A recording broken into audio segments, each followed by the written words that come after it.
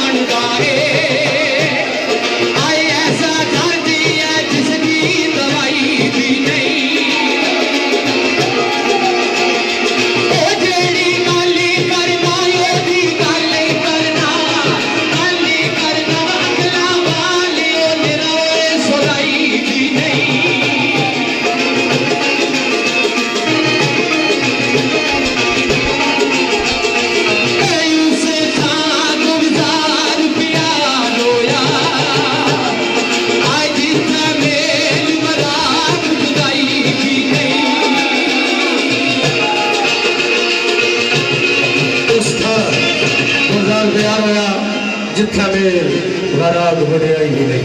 बड़ा अच्छा शेर गोश होया। पिछला कुछ सदा से के रूती बदल गई।